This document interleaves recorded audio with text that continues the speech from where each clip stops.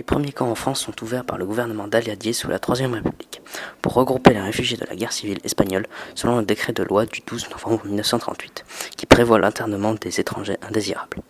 Élargi en novembre 1939 à tout individu, français ou étranger, considéré comme dangereux pour la défense nationale ou la sécurité publique. De 1939 à 1940, la répression touche donc les Espagnols républicains, mais aussi les gens du voyage, puis après septembre 1939, les immigrés allemands, pourtant anti-nazis pour la plupart, et les communistes, du fait du pacte de non-agression Urss-Reich. Après l'armistice du 22 juin 1940, la France est divisée en plusieurs zones. L'Allemagne annexe l'Alsace et la Lorraine. Le reste du nord et l'ouest de la France sont occupés et administrés par l'armée allemande, conjointement avec la Belgique, sous commandement militaire. Enfin, le sud et l'est restent inoccupés et dirigés par le gouvernement collaborationniste de Vichy. En zone occupée, la persécution contre les Juifs commence dès l'arrivée des troupes allemandes, avec une série d'ordonnances dont celle du 27 septembre 1940, la première ordonnance, qui promulgue un statut des Juifs dont le but est de marquer les victimes. Suit une série de restrictions, d'obligations, dont le port de l'étoile jaune le 29 mai 1942, et de discriminations appuyées sur une propagande efficace. À partir de 1941, les Allemands, secondés par la police française et en accord avec le régime de Vichy, procèdent à des rafles de Juifs. Ces arrestations massives concernent surtout les Juifs d'origine étrangère. Entre avril et décembre 1941, plus de 8000 Juifs de nationalités diverses sont arrêtés et principalement répartis dans les 3 camps qui leur sont réservés aux alentours de Paris.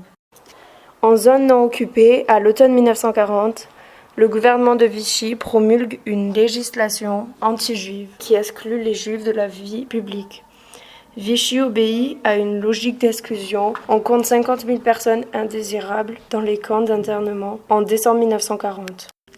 En mars 1941, le gouvernement de Vichy crée le Commissariat général aux questions juives, un organisme administratif chargé de centraliser et coordonner la politique anti-juive du régime de Vichy. En juillet, les biens juifs sont déclarés propriété de l'État français. Cette législation laisse sans ressources la plupart des juifs. Des milliers d'entre eux sont envoyés dans des camps d'internement du sud de la France. Au moins 3000 personnes y meurent pendant les années de guerre. À partir de la conférence de Wannsee du 20 janvier 1942, les autorités allemandes préparent la déportation des Juifs de France et d'autres pays d'Europe de l'Ouest. Les camps français deviennent alors des camps de transit, antichambres de la mort.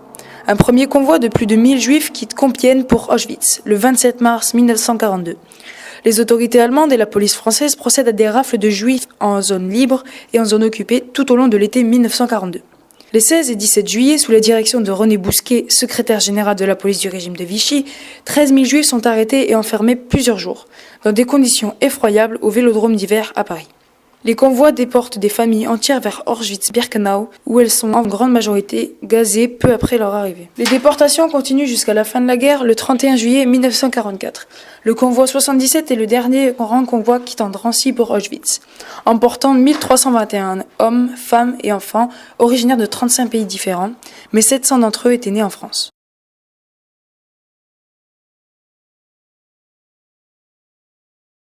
La résistance est aussi très durement réprimée.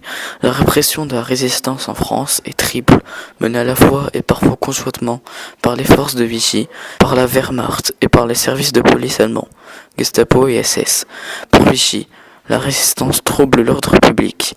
Elle représente une menace à l'encontre de la Révolution nationale, le grand projet idéologique de politique intérieure défendu par le maréchal Pétain. Enfin, en appelant au sabotage et à la désorganisation de l'appareil productif français au service de l'effort de guerre allemand, la résistance menace la collaboration d'États dans laquelle Vichy s'est engagé. L'appareil répressif de Vichy s'articule autour d'un grand nombre de services de la milice française qui se caractérise par sa brutalité. Le 7 décembre 1941, le décret Nuit et brouillard frappe la résistance. Ce texte de loi instauré par les autorités allemandes vise à réprimer tous les actes d'opposition commis envers elle, en ordonnant la déportation de tous les ennemis de l'idéologie nazie. À partir de l'été et de l'automne 1943, alors que la résistance se renforce dans certaines zones rurales, les Allemands utilisent pour la première fois leurs troupes d'occupation pour la combattre. La répression n'est plus une tâche uniquement policière. Elle devient alors aussi une tâche militaire. La répression se fait de plus en plus sévère et brutale devant l'imminence d'un débarquement sur les côtes françaises, plus encore après. De février à août 1944, la lutte contre la résistance prend la forme d'une guerre totale contre des partisans qui sont fusillés dès leur capture sans être livrés à un tribunal militaire. Cette répression conduit à des massacres de civils tels que celui d'Oradour-sur-Glane le 10 juin 1944, où la division SS Das Reich exécute toute la population du village pour semer la terreur. 642 hommes, femmes et enfants sont assassinés. Le village est détruit. L'écrasement du maquis de Vercors en juillet 1944, mené par la Wehrmacht, est tout aussi terrible. 139 partisans sont tués, ainsi que 201 civils, 573 maisons étaient détruites, 41 habitants de Vassieux déportés.